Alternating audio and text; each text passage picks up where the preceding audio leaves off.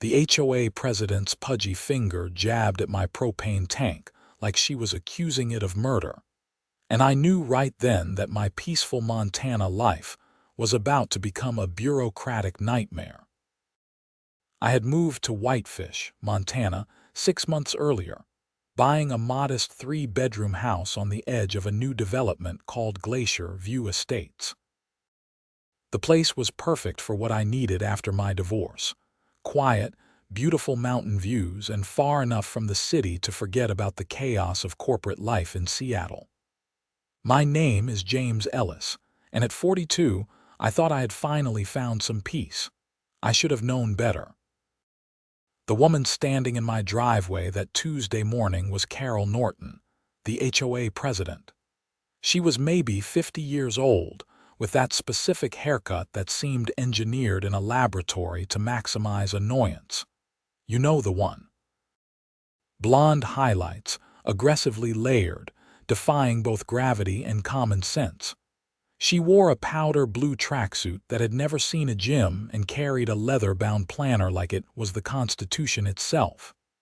"Mr. Ellis," she said, her voice dripping with false sweetness, "we need to discuss your propane tank." I was in the middle of loading my truck for a weekend fishing trip. It was early June, and the weather was finally warming up enough to make camping comfortable. "What about it?" "Well, according to the community guidelines, all shared resources must be accessible to residents when needed." I set down the cooler I had been carrying and walked over to where she stood. My propane tank was a 500-gallon model, sitting on a concrete pad behind my house. I had installed it myself 2 months after moving in, paying nearly $3,000 out of pocket because the house only had electric heating, and Montana winters are no joke. "Shared resources," I said. "This is my propane tank. I paid for it. It is on my property." Carol flipped through her planner with practiced efficiency. "Yes, but you see, the Johnsons on Elk Ridge Drive are having financial difficulties, and they cannot afford to install their own tank right now. The HOA board met yesterday, and we decided that since you have such a large tank, surely you would not mind sharing with neighbors in need." I stared at her for a long moment, trying to process what I had just heard.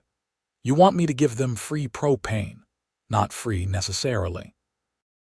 They would contribute what they could afford." "No," her smile tightened. "I beg your pardon," I said. "No. I bought this tank with my own money. I fill it with my own money. It is on my property. The answer is no." Carol's face shifted from fake friendliness to something much colder. "Mr. Ellis, we pride ourselves on being a community here. Neighbors helping neighbors. Surely a successful man like yourself can spare a little propane for a family in need." "Then the HOA can buy them a tank," I said. "Or better yet, they can rent one from the propane company like normal people do. My tank, my property, my decision." She snapped the planner shut. "This is not the end of this discussion." "Yeah, it is." I watched her march back to her white Lexus SUV and drive away, leaving tire marks on my gravel driveway. I should have taken that moment more seriously, but I just shook my head and finished packing my truck. I had been dealing with unreasonable people my whole career in tech sales. Carol Norton did not scare me. I spent the weekend up at Lake McDonald, catching cutthroat trout and sleeping under the stars. It was exactly what I needed. No HOA, no drama, just me and the mountains. I came back Sunday evening feeling refreshed and ready to tackle another week of remote work. Monday morning, I woke up to find a notice taped to my front door. It was printed on official HOA letterhead with the Glacier View Estates logo at the top.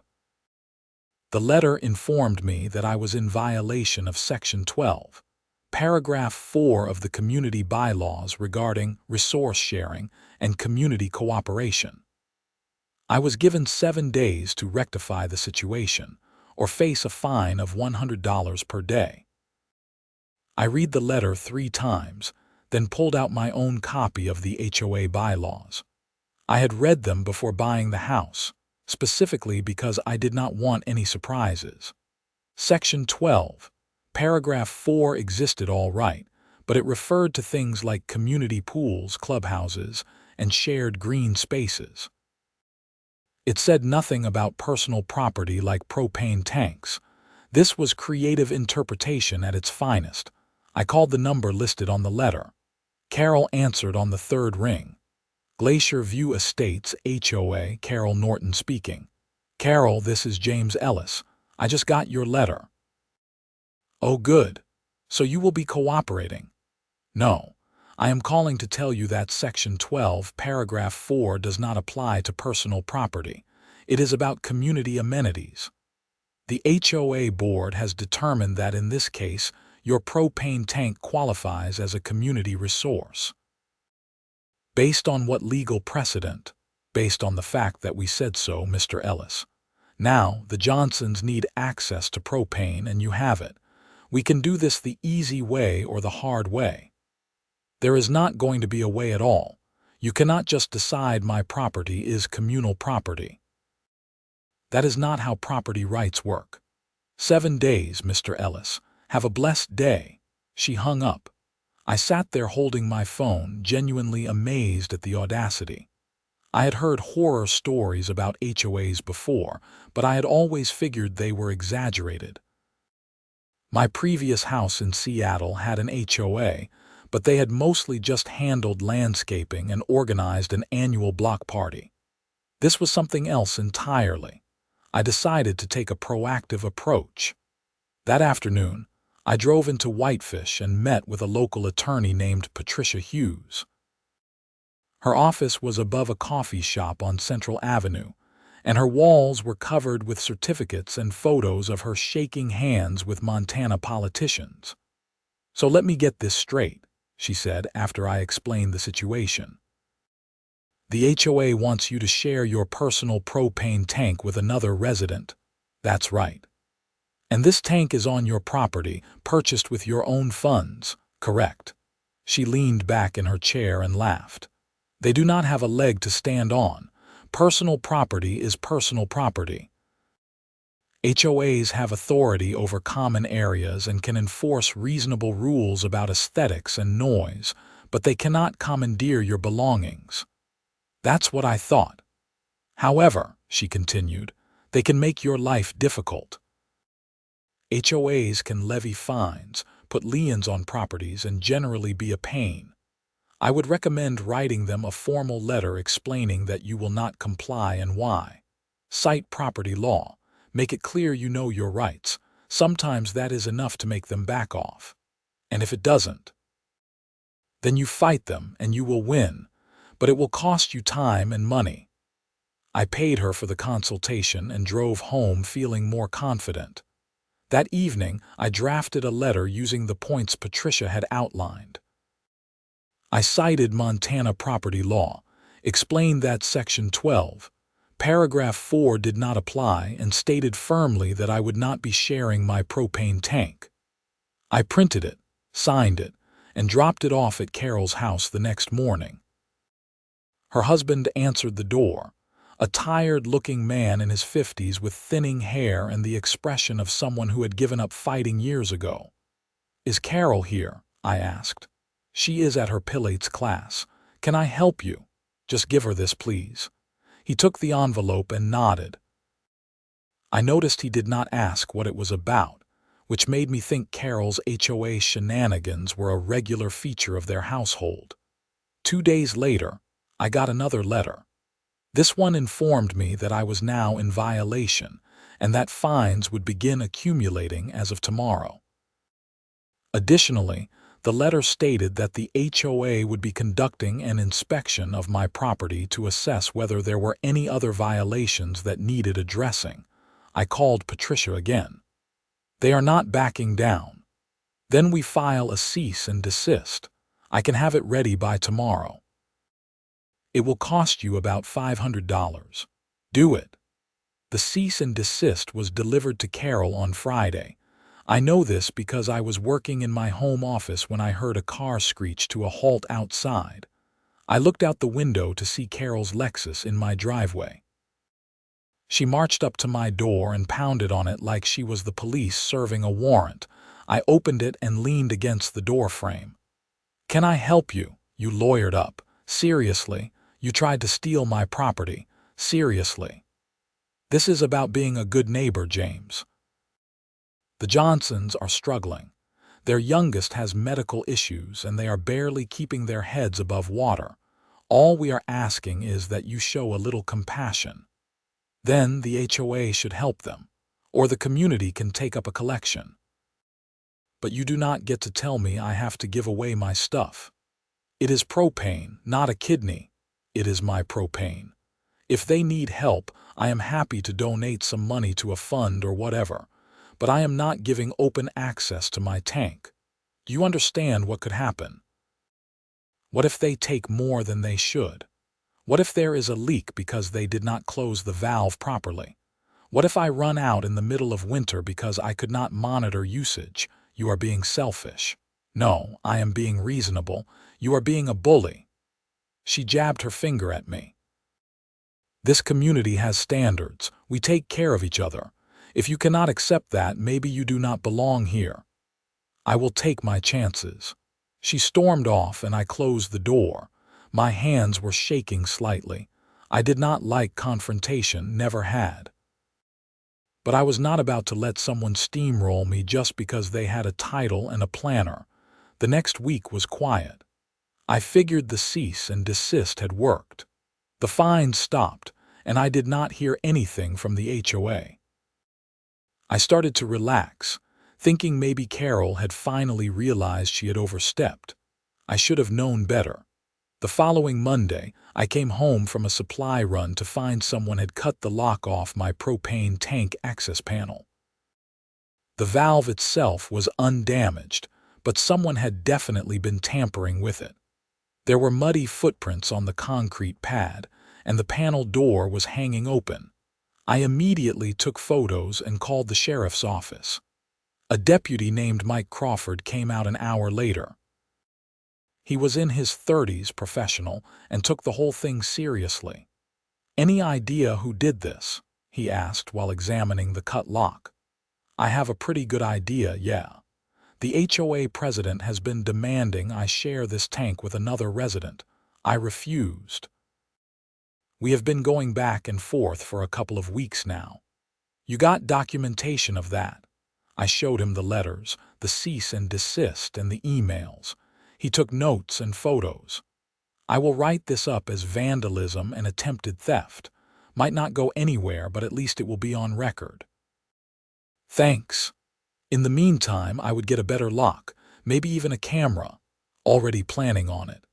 That afternoon, I drove to the hardware store and bought a heavy-duty padlock and a wireless security camera. I installed the camera on the corner of my house with a clear view of the propane tank. Then I did something else. I bought a valve lock, a device that fits over the tank valve itself and prevents anyone from opening it without a key. I installed that too. My tank was now Fort Knox. 2 days later, my camera caught Carol Norton and another woman I did not recognize approaching my propane tank at 7 in the morning. The other woman was carrying a wrench and what looked like a hose. They tried to open the access panel, found it locked, and then spent 10 minutes trying to figure out how to get past the valve lock. Eventually, they gave up and left. I downloaded the footage and sent it to both the sheriff's office and Patricia Hughes. Patricia called me within an hour. "This is gold. She is on camera attempting to access your property without permission. That is trespassing at minimum. What do I do?" "I am going to send this to the HOA's legal counsel with a very strongly worded letter. I am also going to recommend you file for a restraining order." "Is not that a bit much, James? She is coming onto your property and attempting to tamper with your equipment. That is not a disagreement anymore. That is criminal behavior." She was right. I filled out the paperwork for a restraining order that afternoon. The hearing was scheduled for 2 weeks later. In the meantime, Carol apparently decided to escalate. I started receiving letters from other residents in Glacier View Estates. Most were polite but clearly coached. They talked about community spirit and helping those in need. A few were more aggressive, calling me selfish and greedy. One person even suggested that if I could afford a big propane tank, I should be happy to share it. I did not respond to any of them. Patricia had advised me to keep all communication through her office. Then the Johnsons themselves showed up at my door. It was a Saturday afternoon, and I was outside grilling burgers when a beat-up Honda Accord pulled into my driveway. A man and woman got out, both looking exhausted and uncomfortable. The man was maybe 35, thin, with work-worn hands. The woman was younger with dark circles under her eyes.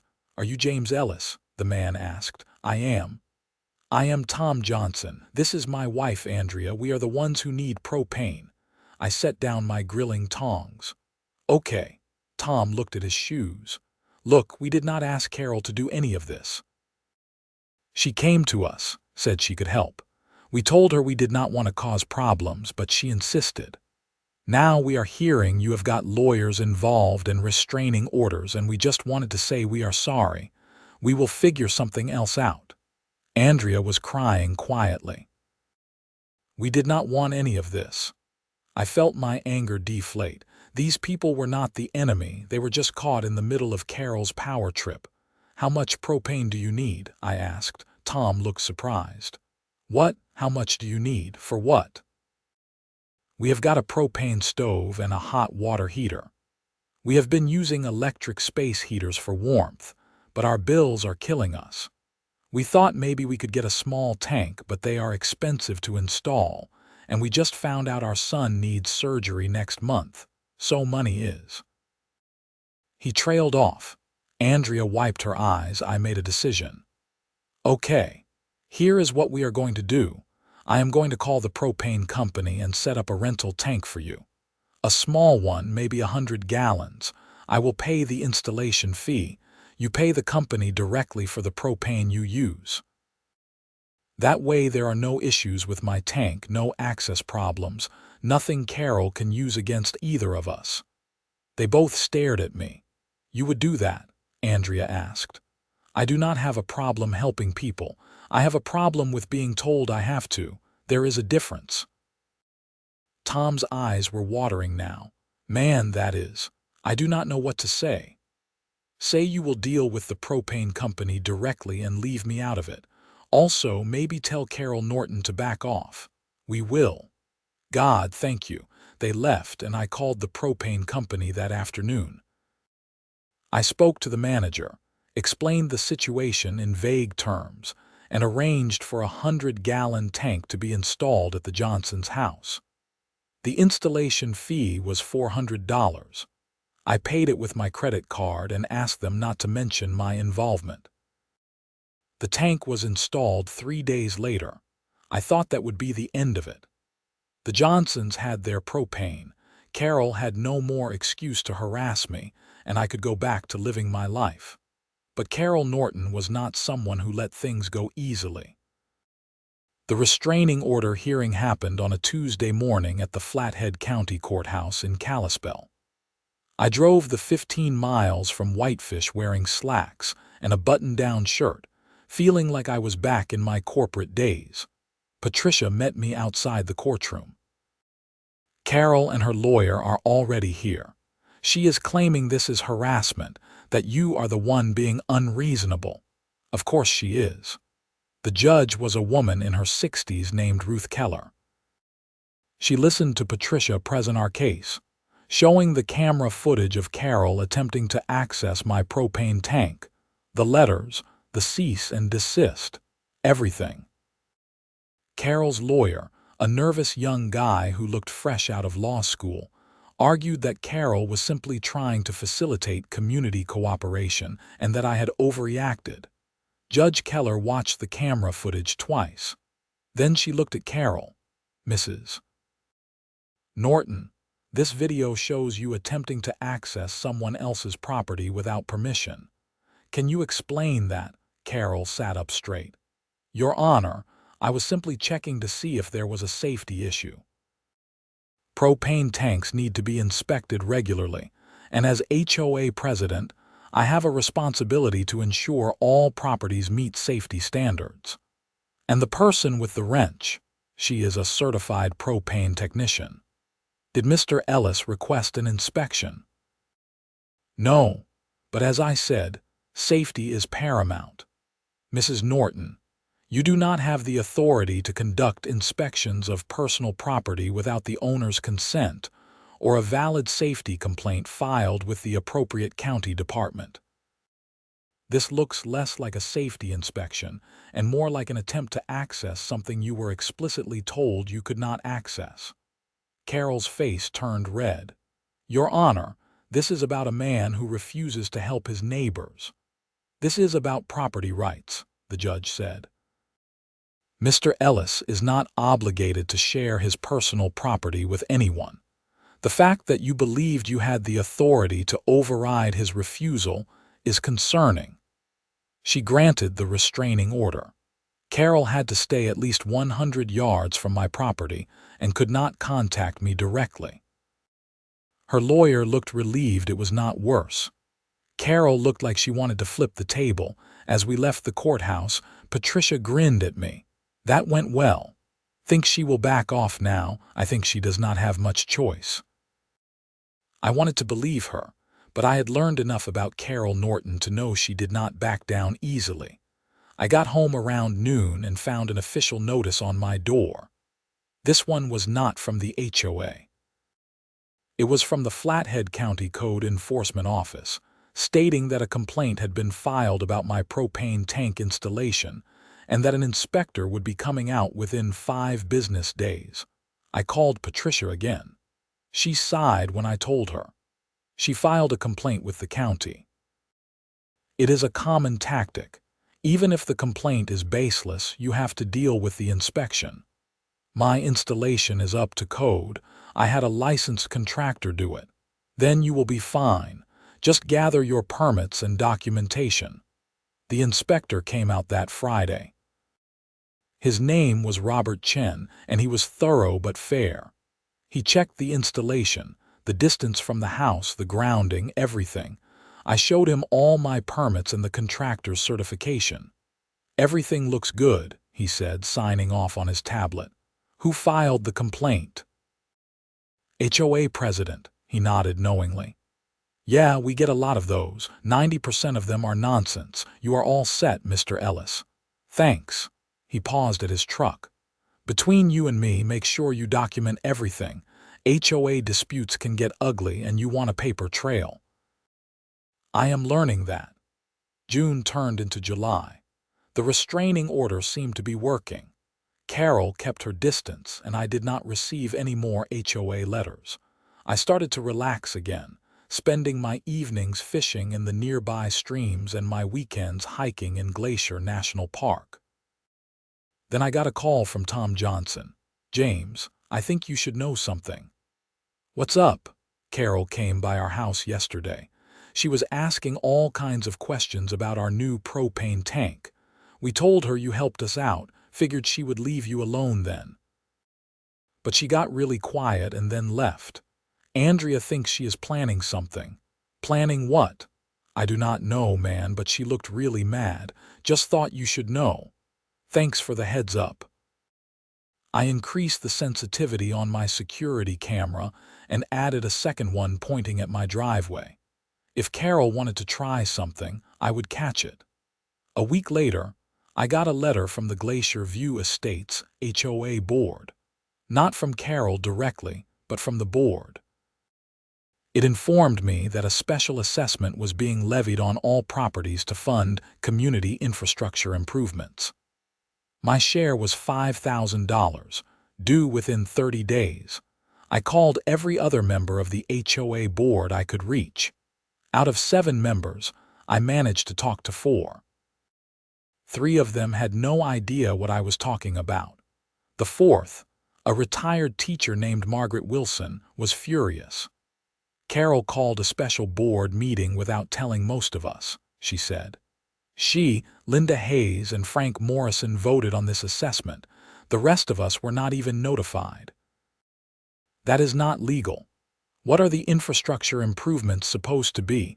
"According to the notes Carol sent out this morning, it is for propane tank installations for residents who need them." I laughed despite myself. "You are kidding." I wish I was. "James, several of us on the board are fed up with Carol's behavior. We are calling for a vote to remove her as president. Can you come to the next board meeting? We might need residents to speak up." "When is it?" "Next Thursday at 7 p.m., Community Center." "I will be there." The next Thursday, I walked into the Glacier View Estates Community Center to find it packed. Apparently, word had gotten out that there was drama, and people loved drama. I recognized Tom and Andrea Johnson sitting near the back. They waved at me, and I nodded back. Carol sat at the head table with 6 other board members. She looked calm and collected, like she had everything under control. Margaret Wilson sat at the far end, looking grim.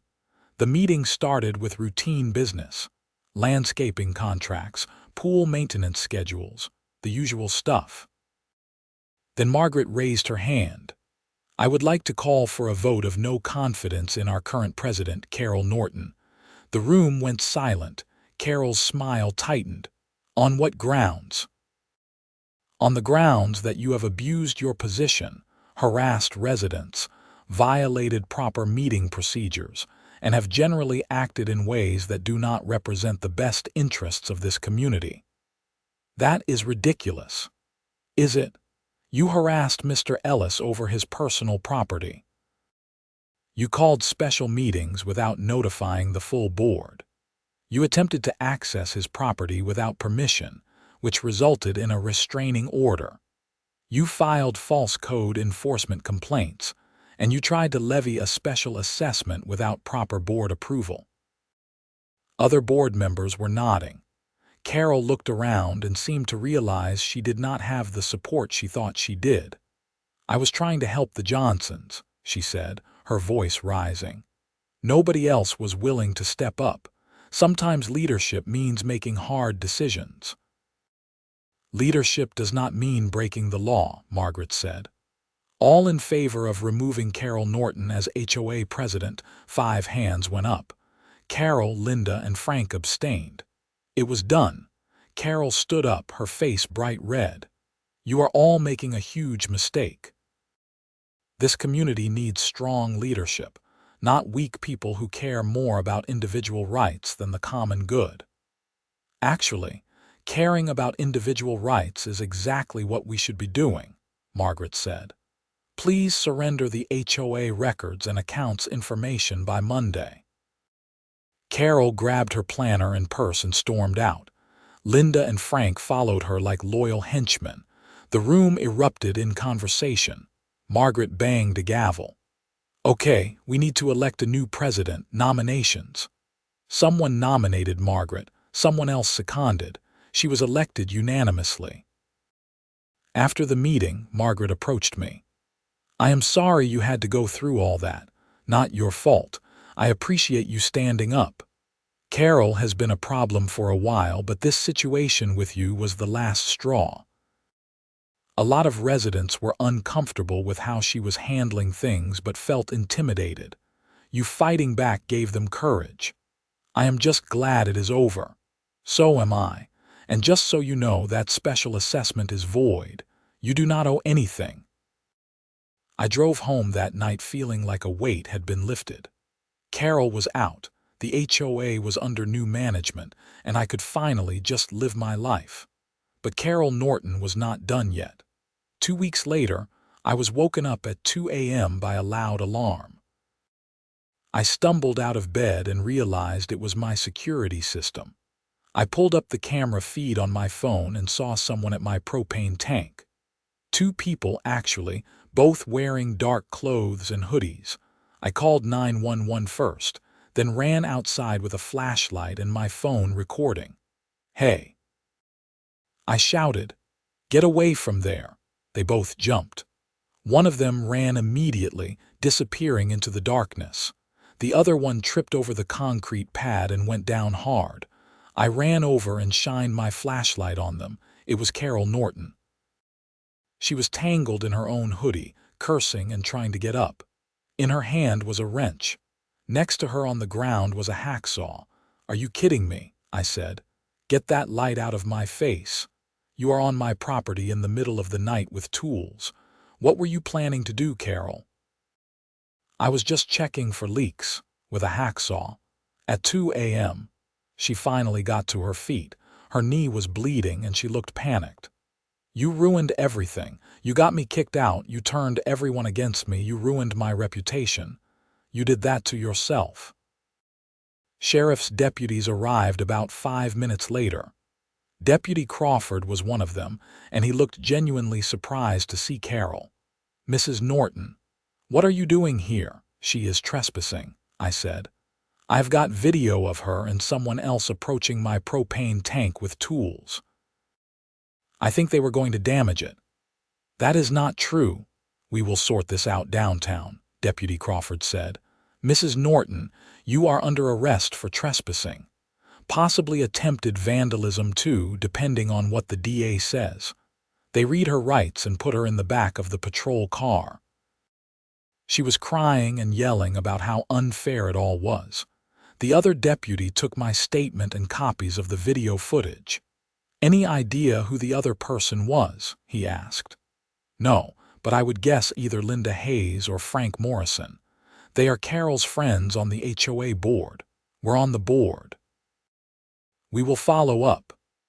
I gave them contact information and went back inside. My hands were shaking from adrenaline. I made some coffee even though it was 3 a.m. and sat at my kitchen table, trying to process what had just happened. Carol Norton had just committed a crime on my property. A real one, caught on camera with witnesses and police involvement. This was not HOA drama anymore. This was criminal court territory. The next morning, Patricia called me. "I heard about last night. Are you okay?" "Yeah, just tired. I still cannot believe she actually did that."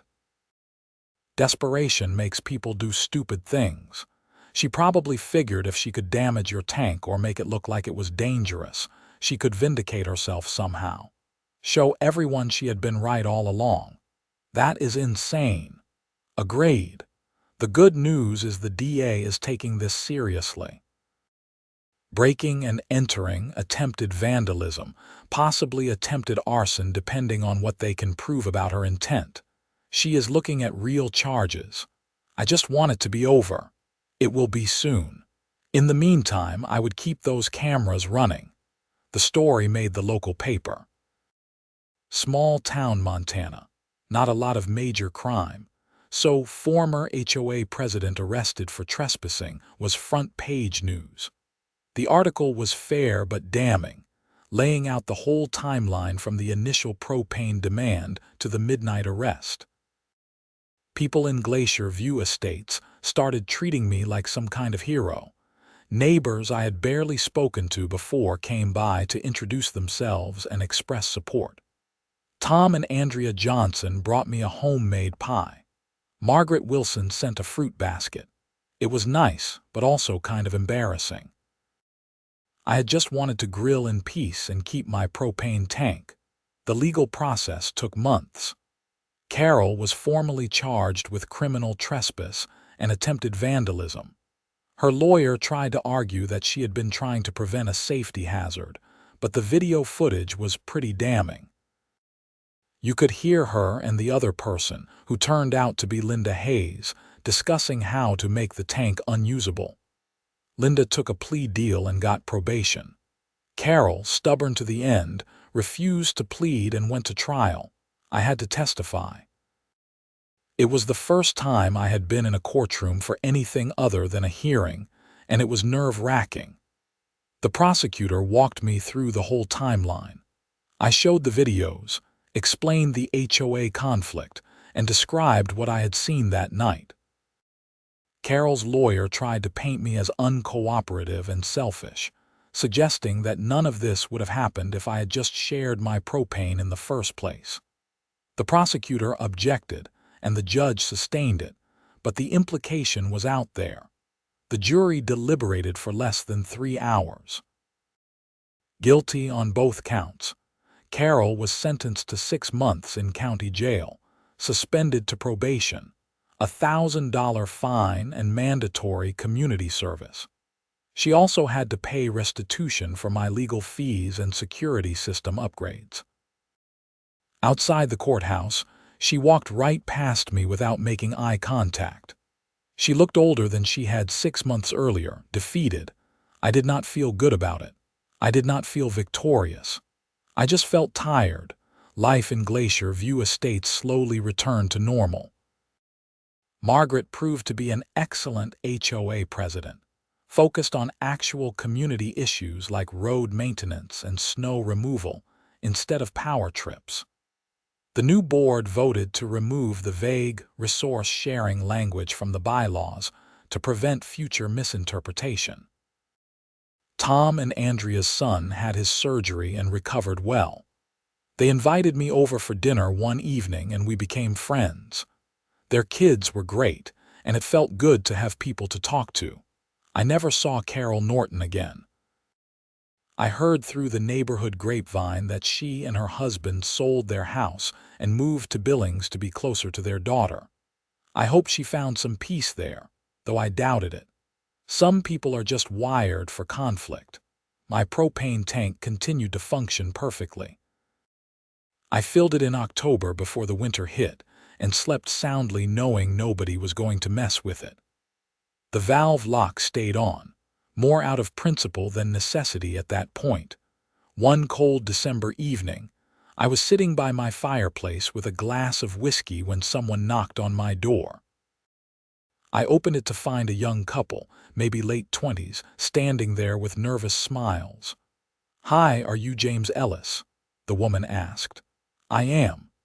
We are thinking about buying the house 3 doors down, and we heard you had some experience with the HOA here. We wanted to ask if it is, crazy," I laughed. "It was for a while, but the new leadership is good, reasonable people. As long as you do not expect to commandeer your neighbor's stuff, you should be fine." They looked confused but thanked me and left. I closed the door and went back to my fireplace, thinking about how strange the past year had been. I had moved to Montana for peace and quiet, and had instead gotten embroiled in a months-long battle over a propane tank. I had been harassed, threatened, taken to court, and ultimately watched someone get arrested on my property. It was absurd, but I had also learned something important. Sometimes standing up for yourself attracts more trouble before it gets better. Sometimes doing the right thing, the reasonable thing, puts you at odds with people who have authority but not wisdom. And sometimes the only way through is to hold your ground and trust that the system, slow and imperfect as it is, will eventually work. My propane tank was just a propane tank. But it had become a symbol of something bigger. The right to own your own stuff, make your own decisions, and not be bullied by people who think titles give them power over your life. The legal bills had cost me about $7,000 total. Patricia had been worth every penny. The security cameras cost another $800. My propane tank itself had been $3,000. So all in all, this little adventure had cost me nearly 11 grand. But every time I fired up my grill or turned on my propane fireplace insert, I felt a little surge of satisfaction. Nobody had taken this from me. Nobody had bullied me into giving up what was mine. And nobody would, ever again. Spring came to Montana like it always does, late and glorious. The snow melted, the rivers swelled, and the wildflowers started popping up in the mountain meadows. I took a week off work and spent it hiking in Glacier Park, camping under the stars and catching more trout than I could eat. When I came back, There was a letter in my mailbox from the Glacier View Estates HOA. For a split second, my stomach clenched. Then I opened it and saw it was just the regular quarterly newsletter. Margaret had included a note thanking everyone for their patience during the transition and outlining the new board's goals for the year. No drama, no demands, no threats, just normal HOA stuff. I pinned it to my fridge and felt genuinely grateful. That summer, the community threw a 4th of July barbecue at the park. Margaret had asked me to help organize it, figuring my experience in corporate event planning might be useful. I agreed, and we put together a pretty great day. There was food, music, games for kids, and fireworks after dark. Tom Johnson helped me man the grills, and we cooked what felt like 1,000 burgers and hot dogs. His son, fully recovered from surgery, ran around with the other kids, laughing and playing. "You know," Tom said while flipping burgers, "we never properly thanked you. You brought me pie. We are good." "No, I mean for the way you handled everything. You could have just told us to figure it out ourselves. Instead, you helped us and dealt with all that crazy drama with Carol. That meant a lot. I am just glad it worked out. Andrea and I talk about it sometimes, about how one person standing up to a bully makes it easier for everyone else. You did that." I did not know what to say to that, so I just nodded and focused on the burgers. As the sun set and the fireworks started, I stood with my neighbors, watching the explosions of color against the darkening Montana sky. These were good people. Flawed, sometimes difficult but good, and this was a good place, worth fighting for. My phone buzzed. It was an email from Patricia Hughes. I opened it and read quickly. Carol Norton had filed a civil suit against me, claiming defamation and emotional distress. Patricia's email was brief. "Do not worry. This is frivolous. We'll handle it." I sighed and put my phone away. Of course, Carol had filed suit. Some people never learn. But standing there under the fireworks, surrounded by friends and neighbors, I realized something. I was not afraid anymore. Not of Carol, not of the HOA, not of legal battles or late-night confrontations. I had been through it all, and I was still standing. My propane tank was still mine. My life was still my own. The civil suit went nowhere. A judge dismissed it within 2 months, citing lack of merit. Carol's lawyer apparently advised her not to appeal, probably because he was tired of losing. I never heard from her again after that. Years passed. I am still in Whitefish, still in my house in Glacier View Estates. My propane tank is still going strong, now about 7 years old and functioning perfectly. I have had to replace the valve lock twice, not because of tampering but just from weather and wear.